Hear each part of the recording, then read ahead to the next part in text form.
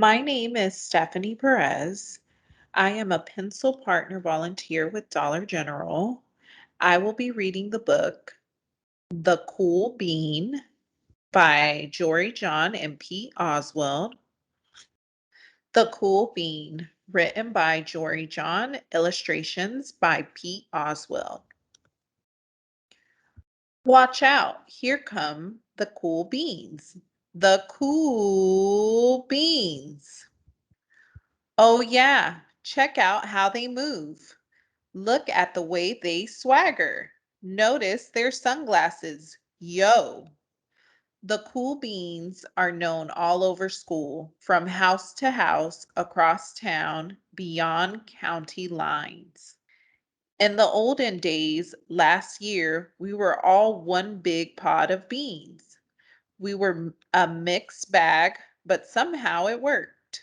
Yep, those were the good old days. And then we stopped seeing each other as much. That's just how that's just how it is sometimes. You spend less time together even though you're not totally sure why. I watched as the beans I knew so well, the beans from my own pod, became the cool beans. Oh, they were so cool. One of them could play the guitar, cool. One of them could draw the best superheroes, cool. One of them could jump higher than any bean I'd ever known, cool. Me? Well, I mostly stayed the same. Sure, I made some small changes. I wore sunglasses, too big. I slicked my hair back, too slick. I strutted around. Ow. I swaggered. Oof. I was still picked last for everything. My clothes never seemed to fit. I snorted when I laughed. Honk. I walked into stuff. Whoop. I was uncool bean for sure. I started thinking of myself as just as common being with no special skills.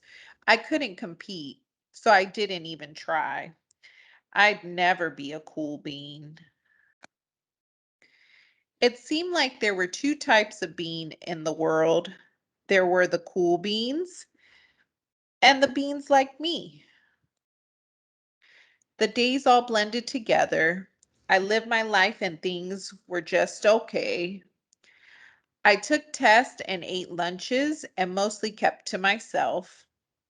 The cool beans continued being cool.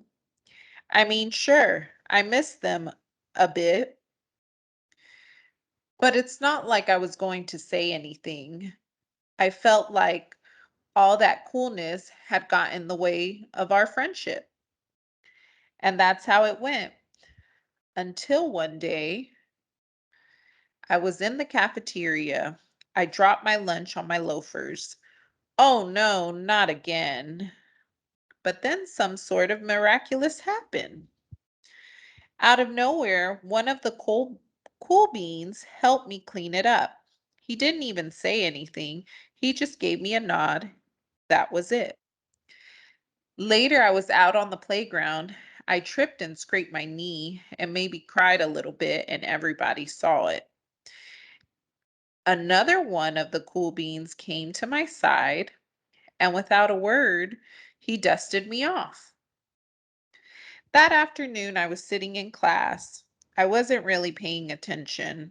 I didn't even notice, but our teacher had called on me. Everybody stared. I sat there in silence. Nobody said anything. And then everybody just laughed at me. That was it. After today, I was officially a has-been. But then one of the cool beans stood up and came over to me. Everybody watched. She leaned in close and whispered, "Hey, the teacher asked you to read from page 32." Then she gave me a quick wink and went back to her seat. It was a small gesture, sure, but it was also everything. I walked home with a goofy smile on my face. I smiled all the way through dinner. That day made all the difference. It was a day that could have been really bad if not for the kindness of a few cool beans. It gave me a shred of confidence. That shred of confidence has continued to grow. Somebody had my back, or a few somebodies. After that, I started hanging out with the cool beans again. How have you been, Bean? Get it? How have you been? Not all the time, but sometimes. At lunch, after school, even on the weekends. Throughout all of this, I realized that it's not about how you look or any of that other silly stuff. It's about a wink or a nod or a smile at just the right moment.